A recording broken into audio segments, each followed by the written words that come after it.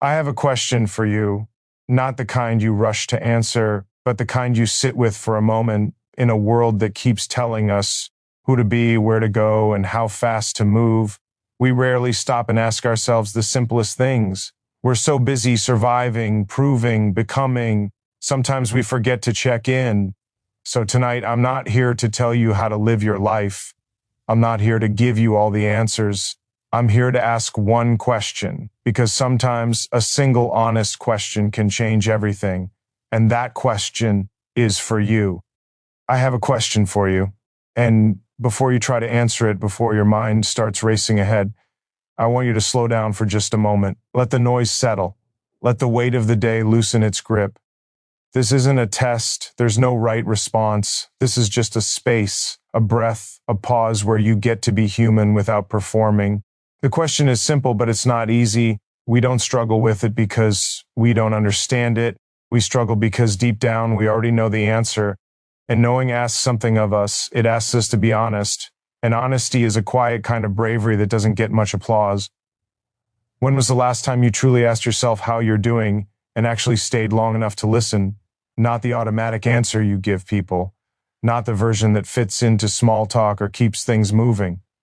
The real one, the one that lives underneath the routines, underneath the roles you play, underneath the strength you've learned to wear so well. That answer doesn't usually speak loudly. It waits patiently. And most of the time, we don't give it permission to speak.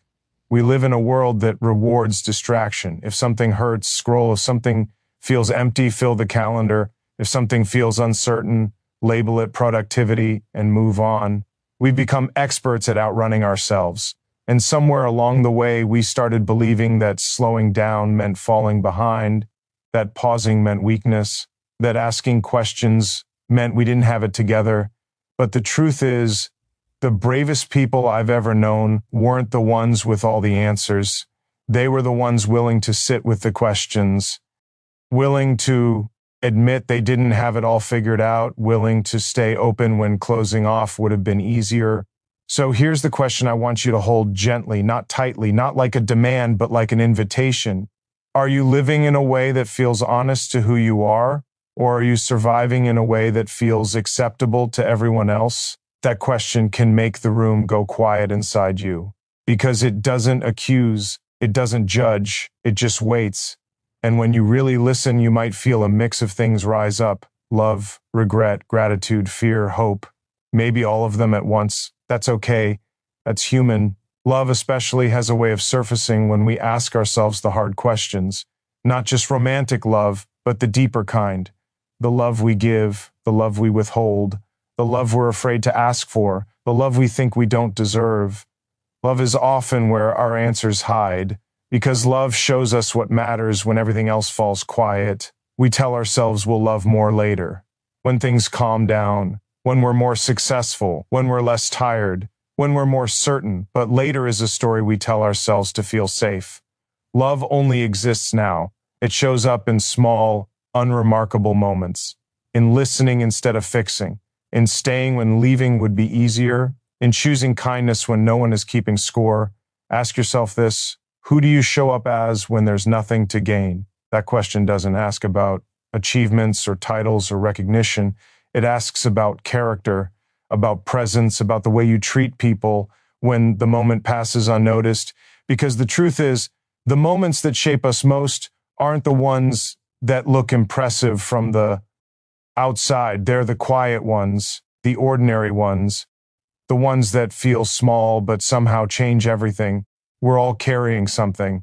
Everyone you pass has a story you'll never fully know, a loss they don't talk about, a hope they're protecting, a fear they've learned to hide behind humor or ambition or silence. When you realize that, the world softens a little. You become less sharp, less certain, more patient. You start to understand that love isn't about perfection, it's about presence, and presence is rare. Not because it's hard to achieve, but because it requires letting go of who we think we're supposed to be. It requires us to be here fully, without rehearsing the next moment, without editing ourselves in real time, without armoring up. So here's another question, layered inside the first. Who are you when you stop trying to be impressive? That answer might feel unfamiliar. It might feel vulnerable. You might notice parts of yourself you've ignored for a long time, dreams that feel too fragile to say out loud, needs you've labeled as selfish, emotions you've been managing instead of feeling. That doesn't mean you failed. It means you're paying attention. There's a quiet kind of love in paying attention, in noticing your own life as it's happening, in honoring the fact that you're here now, doing the best you can with what you know. We're often so hard on ourselves for not being further along that we forget to acknowledge how far we've come. We compare our behind the scenes to everyone else's highlight reel and wonder why we feel like we're falling short. But growth doesn't always look like progress. Sometimes it looks like rest. Sometimes it looks like choosing differently than you did before. Sometimes it looks like staying instead of running. Sometimes it looks like walking away even when it hurts. Ask yourself, what are you holding on to that's teaching you how to abandon yourself? That question isn't about blame, it's about awareness, because awareness is where change begins, not the loud, dramatic kind, the quiet, steady kind that unfolds over time, the kind that happens when you start making small, honest choices that align with who you are instead of who you think you should be. Love grows in that space, real love, the kind that isn't transactional, the kind that doesn't keep score, the kind that allows room for mistakes and forgiveness and growth. And it starts with the way you treat yourself when no one is watching. If you spoke to yourself the way you speak to someone you love, what would change? Would you be gentler, more patient? Would you stop rushing your own healing? Would you allow yourself to be unfinished? We're all works in progress, pretending we're done so we can feel safe. But safety doesn't come from pretending. It comes from acceptance. The question I'm asking you isn't meant to be answered tonight. It's meant to stay with you, to surface when things get quiet, to tap you on the shoulder when you're about to make a choice that doesn't feel right, to remind you that your life isn't a performance. It's a relationship with time, with others, with yourself. And in that relationship, love isn't something you earn. It's something you practice over and over in imperfect ways, on ordinary days. When you choose honesty over comfort, when you choose presence over distraction, when you choose to listen add of assuming, when you choose to stay open even after you've been hurt. So I'll leave you here, not with an answer, but with the same question I started with, softened by everything we've talked about. When you look at your life, not the version you show the world, but the one you live alone with, does it feel like something you're connected to, something you're proud to be honest about, something that reflects the love you're capable of giving and receiving, something that allows you to breathe a little easier when you imagine staying exactly where you are in this moment? Love is often misunderstood because we keep waiting for it to arrive as something dramatic. A moment, a person, a feeling that crashes into our lives and suddenly makes everything clear. But love rarely announces itself that way. Most of the time, it shows up quietly, without certainty, without guarantees, without a soundtrack. It shows up in moments that look ordinary from the outside and feel easy to overlook from the inside. Love is not what we say when everything is calm. It's what we choose when things are inconvenient, when we're tired, when we're distracted, when no one is watching.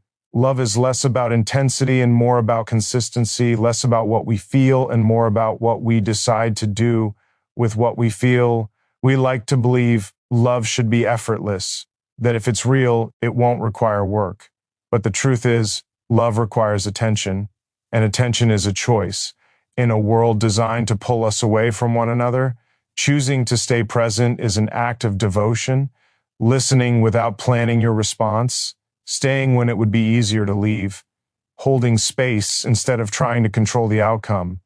Love lives in the smallest decisions, the decision to answer kindly instead of defensively, to ask how someone is doing and mean it, to put your phone down, to remember something that mattered to someone else, to be patient when you want to be right.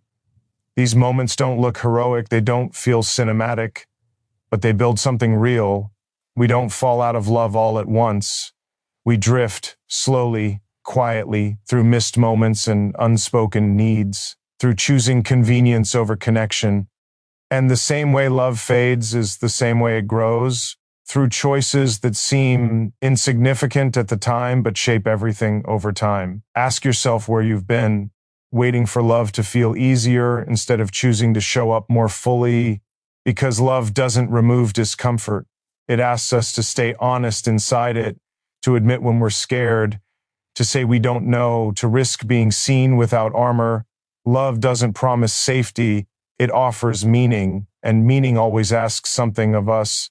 There's a version of love that looks impressive from the outside, big gestures, grand words, public declarations, and those things can be beautiful, but they're not what sustains us. What sustains us is what happens after the noise fades, the everyday choices, the quiet loyalty, the willingness to keep choosing the same person, the same values, the same care, even when the feeling shifts. Love isn't a constant emotion, it's a constant practice. Some days it feels natural, other days it feels like effort. And effort doesn't mean something is wrong, it means something matters. We've been taught to walk away the moment something stops feeling good, as if discomfort is a sign of failure. But sometimes discomfort is just growth asking for permission. Choosing love doesn't mean accepting harm. It doesn't mean staying silent when something hurts. Real love includes honesty, boundaries, respect. It includes the courage to speak up and the humility to listen. It includes accountability, apologies that don't defend themselves, change that follows words. And that kind of love starts with the choices we make toward ourselves. How often do you abandon yourself to keep the peace? How often do you ignore your own needs and call it strength? How often do you offer compassion to everyone else but withhold it from yourself? The way you practice love internally becomes the blueprint for how you give and receive it externally. Choosing love for yourself might look like rest when you're used to pushing, saying no when you're used to pleasing, letting go when you're used to holding on, forgiving yourself for not knowing what you know now. These are quiet choices, no one applauds them, but they change the way you move through the world. Love is also choosing to believe that people are more than their worst moments, while still allowing yourself to be affected by how you're treated. It's holding complexity without losing clarity. It's understanding that everyone is learning, and not everyone is learning at the same pace. Every relationship is shaped less by big moments and more by repeated patterns. What you return to, what you tolerate, what you nurture. Love grows where attention goes. And when attention disappears, love doesn't usually explode. It erodes. So the question becomes less about whether love is present and more about whether it's being practiced in the ordinary moments, in the pauses between conversations, in the way you show up when there's nothing to gain, in the tone you use when you're tired, in the grace you extend when someone disappoints you, in the patience you offer when growth takes time. Love doesn't need perfection, it needs participation. And maybe the most important choice love asks us to make is this: whether we're willing to stay open in a world that keeps giving us reasons to close. Whether we're willing to keep choosing connection even after disappointment. Whether we're willing to let love be simple, steady, and human instead of dramatic and rare.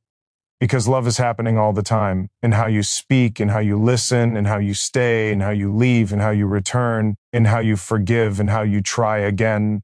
And the quiet truth is, you're choosing it already every day through the smallest actions you barely notice, through the moments you think don't matter, through the way you treat the people closest to you, through the way you treat yourself when the room is empty and the world is quiet and no one is asking anything of you except to be honest with what you're willing to choose next. Fear has a way of disguising itself as logic. It speaks calmly. It sounds reasonable. It tells us we're being smart, careful, prepared.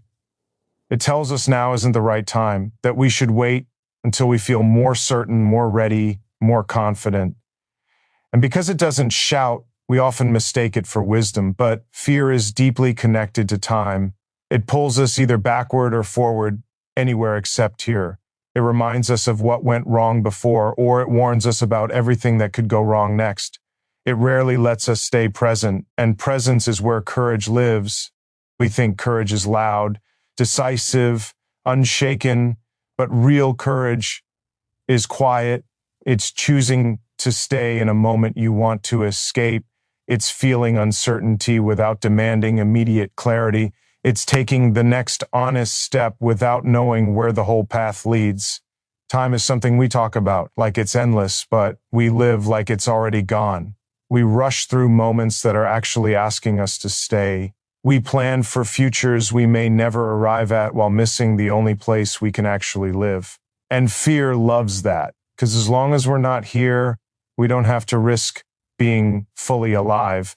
Ask yourself how often you've postponed your life waiting to feel ready, ready to speak, ready to begin, ready to leave, ready to love, ready to change. Readiness is a comforting idea, but it's also a delay. Most of the meaningful things we do before we feel ready. Not because we're reckless, but because if we waited for certainty, we'd never move at all. Fear doesn't mean stop, it means pay attention. It means something matters. It means there's something at stake.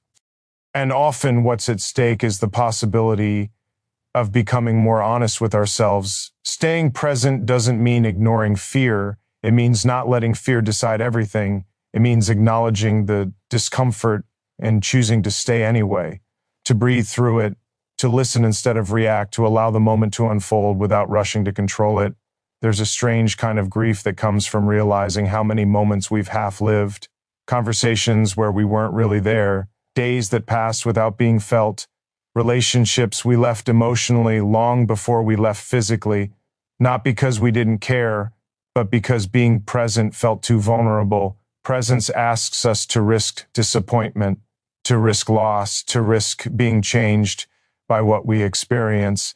And that risk is exactly why it matters. Time doesn't wait for clarity. It moves regardless of whether we feel prepared. And one day we look back and realize that the moments we were afraid of are the ones that shaped us most. Not because they were easy, but because we stayed. Staying is an underrated form of courage. Staying with a feeling instead of numbing it. Staying in a conversation instead of shutting down. Staying with a question instead of forcing an answer. Staying with yourself when you'd rather escape into distraction or productivity or noise. The present moment is quiet, but it's not empty. It's full of information, full of truth, full of subtle signals about what aligns and what doesn't. When we're always rushing ahead, we miss those signals. And when we're always looking back, we relive stories that no longer exist. Fear tells us to protect ourselves from pain, but protection often comes at the cost of connection with others, with meaning, with ourselves. And while avoiding pain might keep us comfortable, it also keeps us unchanged. Ask yourself what your fear has been asking you to avoid, not in a dramatic way, in small ways. The message you didn't send, the conversation you postponed, the truth you softened until it lost its shape, the opportunity you talked yourself out of because the timing didn't feel perfect. Courage doesn't erase fear, it moves with it, side by side, step by step.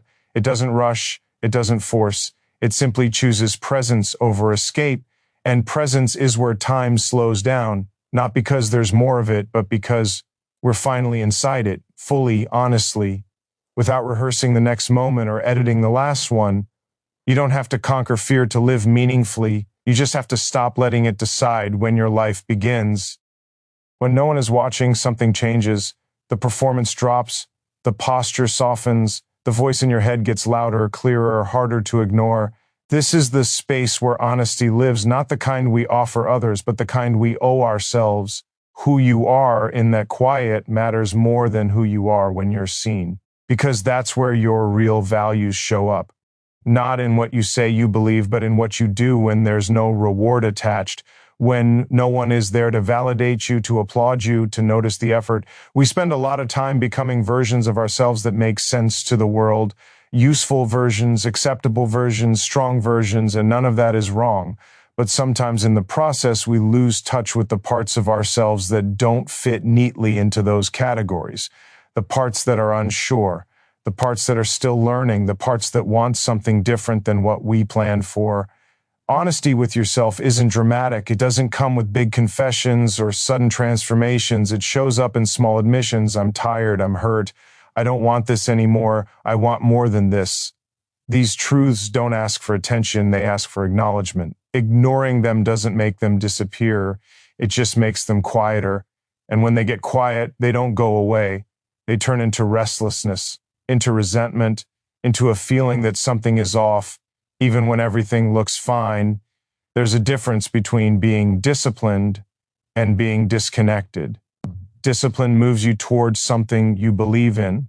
Disconnection keeps you moving so you don't have to feel what you're avoiding. From the outside, they can look the same. On the inside, they feel very different. Ask yourself whether your routines are supporting your growth or protecting your comfort. Comfort isn't the enemy, but living only for comfort slowly shrinks your life. It teaches you to choose what's familiar over what's true. And truth, when you finally listen to it, often asks for change. Not all at once, not dramatically, just enough to move you closer to yourself. Being honest with who you are doesn't mean rejecting who you've been. It means understanding why you made the choices you did and deciding whether they still fit. Growth isn't betrayal, it's alignment. There's a quiet courage in admitting you've outgrown something, a role, a belief, a version of yourself that once kept you safe. Letting go of it doesn't erase the past, it honors it by allowing the next chapter to exist. When no one is watching, notice how you speak to yourself. The tone, the patience, the assumptions you make about your own worth. That inner dialogue shapes more than you realize. It influences what you tolerate, what you pursue, what you believe is possible for you. If your inner voice is harsh, it's not because you need more discipline. It's often because you've learned to motivate yourself through pressure instead of care. But pressure can only take you so far. Care is what sustains you. Honesty also means recognizing when you're hiding, not from others, but from your own potential. Playing small to avoid disappointment, staying busy to avoid reflection, staying quiet to avoid being misunderstood. These strategies can feel safe, but they also keep you from being fully alive. You don't need to reinvent yourself. You don't need to become someone else. You just need to stop pretending you don't hear what you already know. Who you are becoming is shaped by the choices you make in private, the promises you keep to yourself, the boundaries you honor, the risks you quietly prepare for, the forgiveness you allow yourself when you fall short. No one sees these moments, but they accumulate, they build integrity, and integrity is a form of self-respect that doesn't depend on approval. When you're honest with yourself, your life simplifies, not because it gets easier, but because it gets clearer. You waste less energy explaining, justifying, performing. You start making decisions that feel aligned instead of impressive. And alignment has a calm to it, a steadiness. You may still doubt, you may still struggle, but you recognize yourself in the choices you're making.